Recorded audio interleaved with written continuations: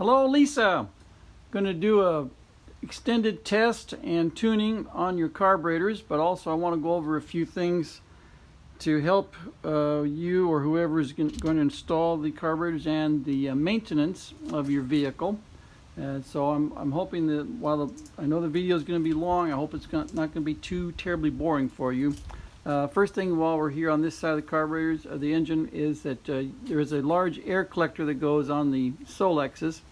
And what I suggest is the carburetors get installed loosely, because there is enough movement up and down that you cannot have the studs that I'm going to install later on. The studs will not line up exactly with the air collector when it goes in place. And so what I suggest is you have the carburetors loose where they can move around. You put the air collector on, snug it down to where it's lined up with the carburetors, and then snug down the carburetors to where they hold position. Pull the air collector off, do the final tightening, and then double check installing the air collector, make sure it goes on without any issues. Now we're going to talk about the fuel system, and I'm going to do some moving around the camera, because the fuel system on this car is very critical. So bear with me while I move around here. All right, coming over this side. Well, we've got the fuel pump. Excuse the mess, this is the outside the testing area. We've got our fuel pump right there. Okay. Now that before we get to the fuel pump, you've got your fuel filter and fuel selector valve, which is bolted to the driver's side of the fender, the frame down in front of the fuel pump. It's connected by a hose that goes from here to the fuel pump, just about a foot long fuel hose, and you got two fuel lines coming in from the gas tank. And this does two things. It's got a filter in here and this valve right here. Pull it back and you have a reserve fuel supply. Push it forward and your main fuel supply. Inside of here there is a cork. I'm going to get one. Inside of here there is a cork, looks like this, and after it's been sitting for a while, or even just due to what happens to cork, eventually it will dry out and shrink and will allow air to be drawn in here, so you will lose prime on your fuel system, and it makes things difficult, makes the car difficult to start, because it's drawing partial air in here. Anyway, so I would certainly, if you have any issues in the future, look to this cork as being the problem. Everybody and his brother sell these, and so it's a very straightforward job to replace it. I've got a video online, shows you how to service that. And then inside of here is a fuel filter.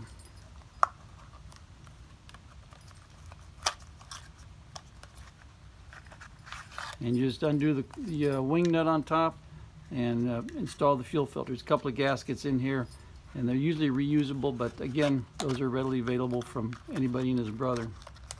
So the important thing, the reason I'm mentioning this is because clean fuel is critical to the operation of your carburetor. So you got to make sure your filter is doing its job, and make sure the gas in the gas tank is fresh.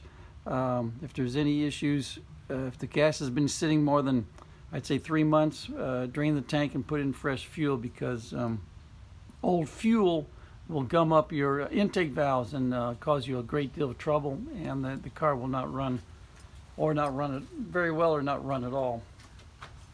Now then, next is the fuel pump itself.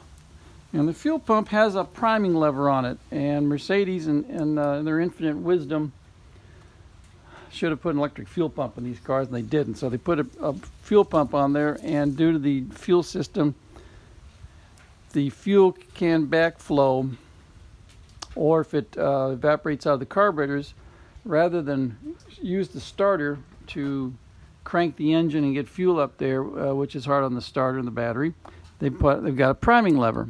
And right now, got no resistance on this priming lever, and that's because it works off of an egg-shaped cam inside the engine, and if it's at the fat part of the cam, the fat part of the egg shape, the diaphragm is fully compressed and it's not doing anything. So if you get in there to, like the car's been sitting for several weeks, you want to get in there and prime your fuel pump and it doesn't work, what you have to do is bump the engine over like that, and now we got resistance. You can see we got resistance right here, and what this thing should do is when you operate it, it should squeak.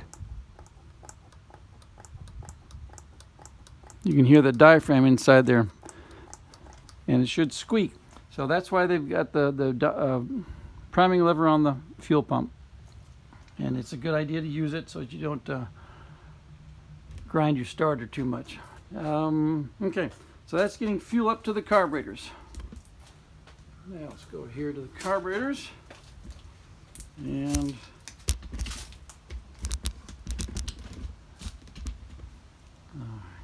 this is a genuine cold start video where it's 66 degrees and everything is 65 on the exhaust. So definitely cold, cool, not cold start I should say, but cold in terms of the carburetors not having been previously started. So this will be a real true test of my workmanship and the machine shop work. The machinists that work on these things are just amazing.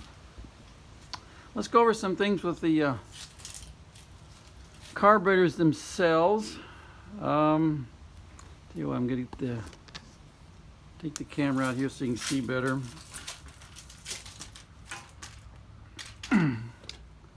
All right, the car idles on you got two barrels on each carburetor, first barrel, second barrel, and the car idles on the first barrel of each carburetor only.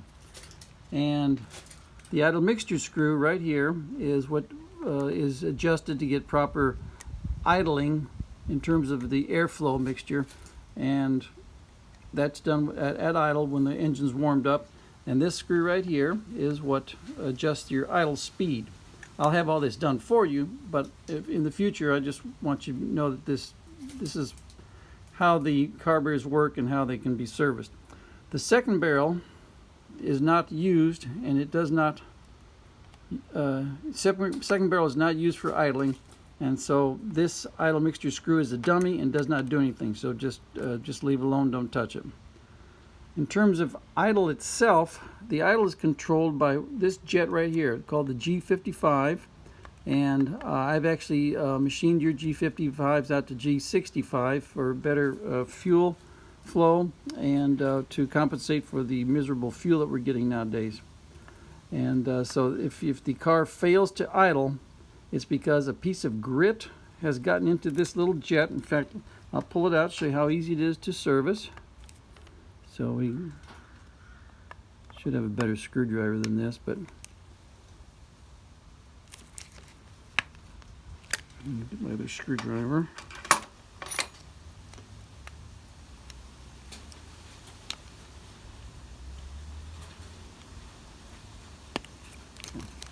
So you simply unscrew it. Can't hurt anything, just unscrew it.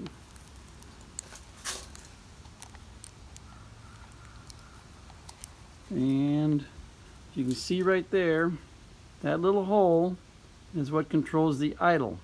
And you can see how just the tiniest fleck of dirt or grit can get in there and stop that from working, and that will be the end of your idle. And so it's real simple to take it out and clean it. And even if you're on the road and this happens to you, all you have to do is take the G55 out of this side and swap it. They're both the same. All that does is just plugs a hole, and so you can swap these if you need to.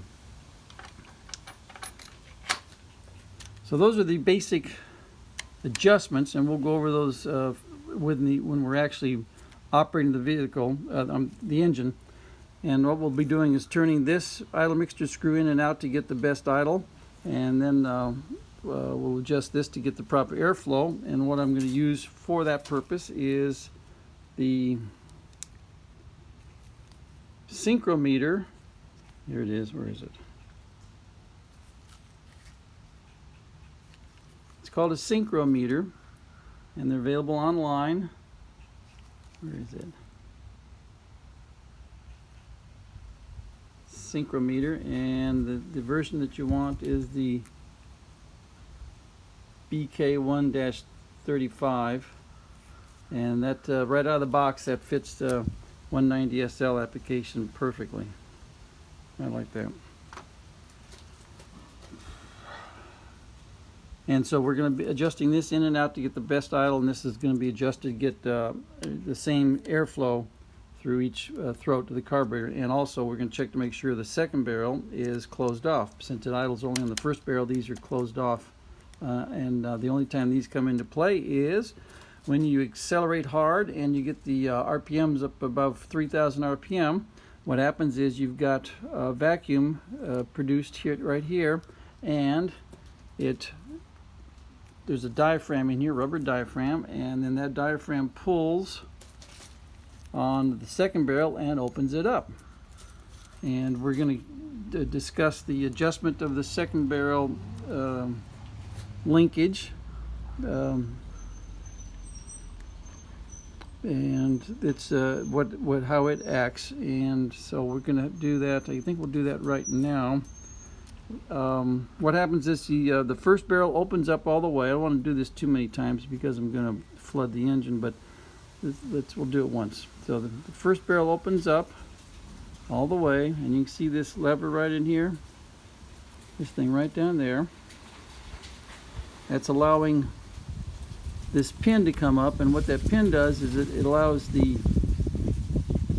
second barrel, that pin's attached to the second barrel, and you can see that pin coming up. So now we've floored the accelerator, and you've opened up both barrels under hard acceleration above 3,000 RPM, and everything's open. And then you want to shut, then you back off from the throttle, and what happens is that this pin right here impinges, there's a screw right there, and that impinges on that pin right there, and it will artificially close the second barrel, mechanically close it.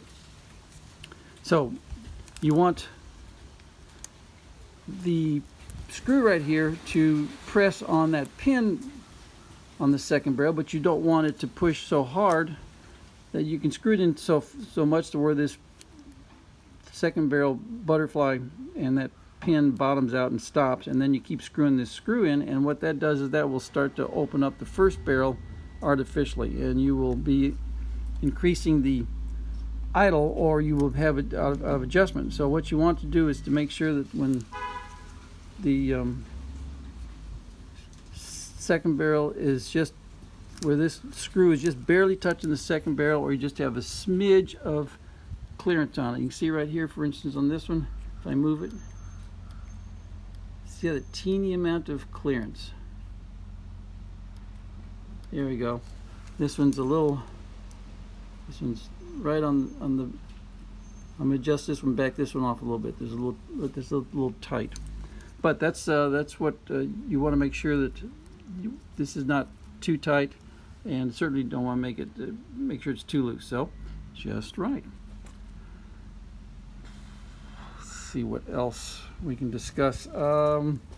The choke levers tied together with a common wire, and the choke wire wants to go straight up. It's attached to your airlock and it wants to go straight up, but the choke levers want to come out and in an arc, coming out like this in an arc, and so it makes for some pretty good drag, and that's why it's hard to pull your choke cable from inside the car. So make sure the choke cable is nicely lubed and get as much as friction free as possible. That was my UPS guy driving by. And let's see here. We will watch the we'll double check choke operation. So let's put camera in the tripod and we'll get going on that. Okay. So you can check this. Now when the air log's in place, you can't really see much, so what you can do is when you have the choke open like this, you come in here and make sure the chokes are free. And when I pull on the choke, maybe you'll notice right here, see this guy moving right here? Pulling on the choke. That's your fast idle. And that is controlled back here by this little teeny set screw. Let's see if I can get down there and show it to you. This little teeny screw and a jam nut right there. And that's what controls your fast idle. And so that should not ever go anywhere, but if for some reason it rattles loose, that's the reason why you don't have a fast idle. And believe it or not, the factory says to set that at 15 thousandths clearance, which is impossible once it's in position. So I'll have that done before you get the carburetors, but obviously your people can check it on your end to see the relationship between the screw and the lever mechanism it's right here underneath here. That's your fast idle. And what you're going to be doing is you will pull the choke to start the car, and then be operating the throttle, and as the car warms up and runs better, you just slowly push the choke cable back in, and it's a combined effort of choke being pushed back in and your foot on the throttle and motoring off. Let's see, I hope I didn't flood them by doing that. I don't think I did. Okay, so right now we're going to want to make sure we can see that and see that. Our goal is to get the red needle here to indicate the same airflow on all the barrels. And so I want to make sure you can see that. Okay. Now then, let's see. Also, yes, I forgot. Very important. When installing or dealing with the fuel lines going to the tops of the carburetors, you want to hold this fitting steady. Hold this fitting steady, and then use your wrench on this fitting right here.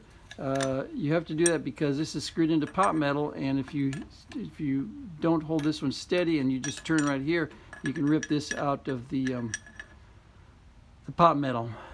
So hold this steady, wrench here only. Oh, also I meant to mention on these guys right here, the levers are adjustable. You have a little range of adjustment up and down for meeting your choke cable. And that's what these set screws and jam nuts are for, so that they can line that up on your choke cable. Let's see, what else? Okay, these tubes right here, these are not overflows. These are vent tubes for atmospheric getting into the carburetors. And they go to a tube that runs across the top of the engine here. It attaches to the thermostat housing, goes down by the radiator.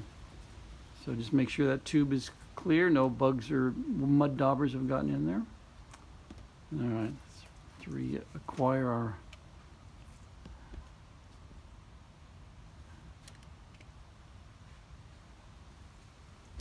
back a little bit further.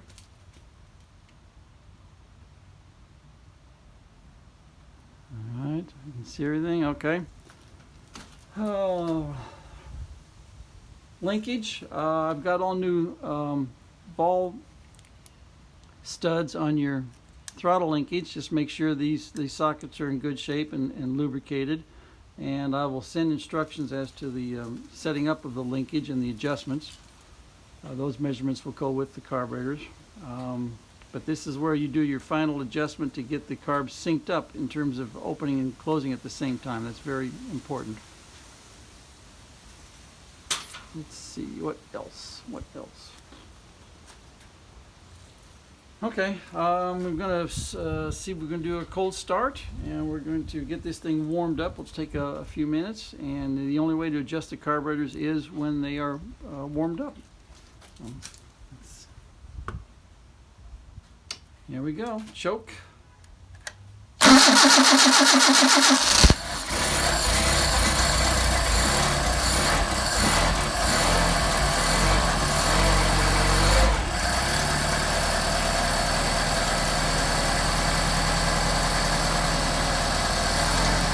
like I say, you will be moderating the use of the choke as the car motors along. You'll also be using your gas pedal, and you can see we can push the choke in and keep using the gas pedal. So unchoked, and we'll warm up the engine.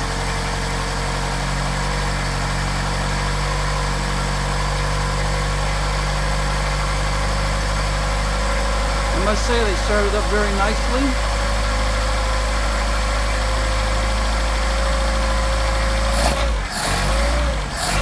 Sorry for the shaky video, but that's the engine rattling the concrete.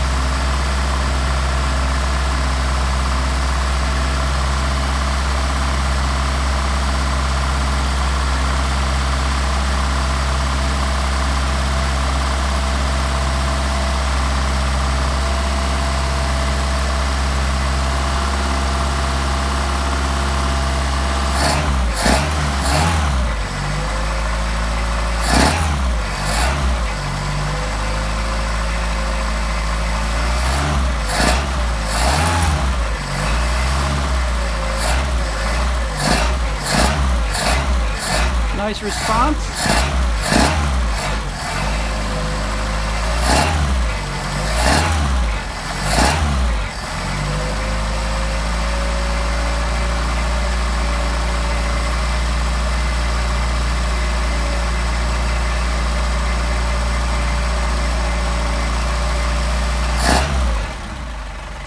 Excellent, excellent. And check our temperature.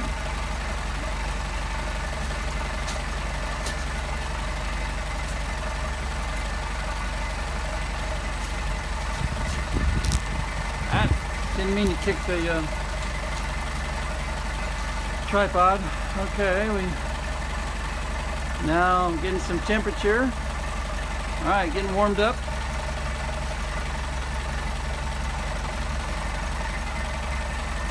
And get reoriented here. Or as we say in East Texas, reorientated. All right, now you can see that. All right, the goal here is the factory settings were on our synchrometer would be a reading of 2. So we want 2 or less on the second barrel, which means minimal airflow going through there, and then we want the same airflow going through both first barrels. The first thing you do is disconnect the throttles to where they are running independently of each other. So I've got this throttle off, that throttle lever off. And what we're going to do is check. Obviously I've already tuned these, so these are running where they're supposed to be. So this one's running about 5.5 to 6. And first barrel, I'm off the screen here already. And that one's 5. So we get to adjust them. And this has to do with your idle speed. So I'm going to get this up to about where I think it should be in terms of idle by simply adjusting. What did I say over here was 6. Okay, let's go over here. That's 5.5. So let's You can see the screwdriver over here, so I'm screwing this in.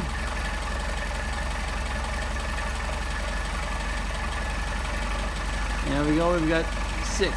You can hear the change of tone. So now we have balanced airflow. Next we're going to check airflow on the second barrel. Like I said, 2 or less is what we want, and you notice we have almost, well, I have none right there. Check over here, no movement whatsoever. So that's due to the excellent machine work that these guys do. So we're good there. And if for some reason these ever get completely out of adjustment, your baseline is to back them off until the levers are closed completely, then screw them in 1.5 turns, and that gives you a baseline to begin tuning. And that's the same with the idle mixture screw back here. So let's get the idle mixture screws on screen, and I'll show you how those operate. You turn them in a little bit till the engine stumbles, you turn it out a little bit till the engine stumbles, and we're ready to go. So here we go. Screw it in, you'll be able to hear the engine start to stumble, then I'll back it out. Doesn't take much. Hear it stumbling. Wants to shut off. Back it out. Back it out too much and you start to hear excess air being pulled through the throats. And it starts to stumble again, so we go back in to our base to just where everything runs just perfectly. And you can do this on your engine. These are adjustable. You can do it anytime you want. Should not be necessary on a regular basis, but you do get to adjust these to your engine. So I think we like that right there. We'll hook the throttle back up. And the important thing is when you pop the throttle back in place, nothing changes. And so now we're going to blip the throttle, and if this is adjusted correctly, we will not get any hesitation and no backfires. If we're backfiring, that means lean, and this is screwed in too far.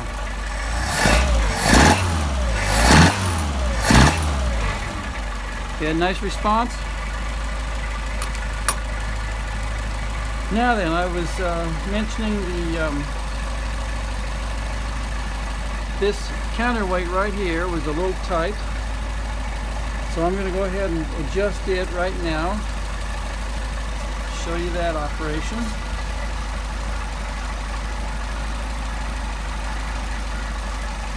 Kind of hard to, where I'm here and the tripod's in the same place, so you can see what I'm doing. It's not going to work.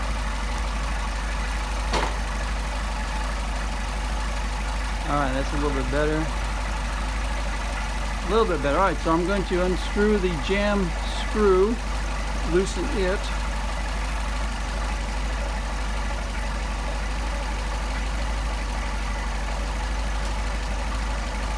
And then I'm going to back out on the other screw. I gotta go get my glasses. Hang on a minute.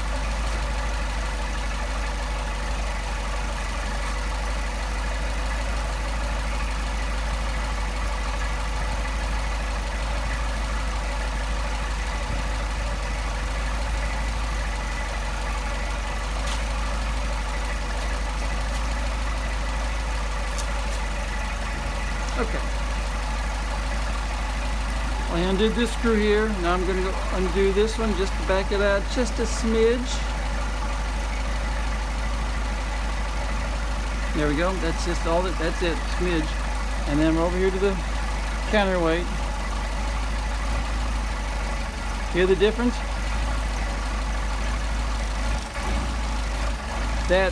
Just that little tiny teeny amount is all we needed to where we know we do not have binding on the second barrel butterfly. Perfect. Doesn't take much. Now then. And this one over here is fine. Let's come over here. And this second barrel. See if I can get lined up here where you see it. Alright, so I've got my hand on the throttle on the right here, and we're going to just move this a little bit. See? So we want just a little bit more tension on that one. That moved a little too much.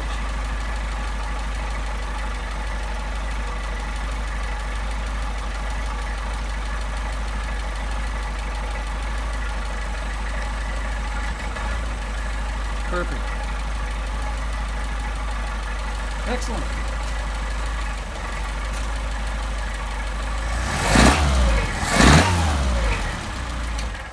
Those are very nice carburetors. Really nice. Hot start. Got a hot start. Okay. I tell you what, those are really, really nice carburetors. They did an exceptional job on the machine work. Now then, some troubleshooting. In the future, far, far away future, there's always possibility that you will have some troubleshooting issues. Now then, things that these carburetors can do is, if you get a little piece of grit in this is a brass check valve. I have one on each carburetor. It's a brass check valve, and it controls the airflow. Controls the fuel going up here and coming out of the accelerator pump discharge nozzle. See if we can get up inside there and show you a little bit more about that. This is where the fuel comes jetting out. The stream shoots right in there, and if this gets a little piece of grit in here, this can get clogged, and where it's open all the time, and this will allow this nozzle to dribble. And so if it's called a rolling miss. If you're idling and it kind of hunts once in a while, this could be clogged up and this could be clogged up. And this has got a very, very teeny orifice on it, but this has a screen on it to catch all the debris. But if you ever get this thing stuck, all you have to do is take the float bowl cover off, and that jet is accessible right here with a screwdriver, and take it out and clean it. Real easy to do. Another thing that can happen is you've got what's called pre-atomizers. There's one in every barrel, and they're held in place by a jam screw and a nut that holds them in place. And these are a metal-to-metal seal right in here, right up inside there, metal-to-metal seal, and this has to be in there tight and held in place so they don't wiggle. But it's possible for these things to, if they ever come loose, which is very unusual, but if it ever comes loose, what will happen on this throat is you will have fuel, excess fuel dumping in here, and that's because this is a direct route into the float bowl. And so if you have a symptom of excess fuel coming out of here, it's that pre-atomizer is loose. And you can tell by just sticking your finger in there and putting your finger on it and seeing if it wiggles. That would obviously be with the airlock off. Oh, is there something else that I can mention on these fabulous carburetors? I don't know. I don't think so. Well, if I haven't covered everything in 30 minutes. Imperative to have fresh, clean fuel in the car. Depends on your ambient temperatures and the type of fuel you have access to. Ethanol free is the best, but if you can't get ethanol free, normal pump gas will work. You don't have to use super. You can usually get by with regular. You don't have to worry about the fact that the fuel is unleaded. These engines are designed for unleaded fuel already from the factory. And back in the 60s, they anticipated that, I guess. I don't know. They were very smart. I'm trying to think, is there anything else? I don't know. I think I've covered everything. I've got your really nice set of carburetors that you should be very happy with. Thank you for sending them to me and letting me take care of them for you. Happy motoring!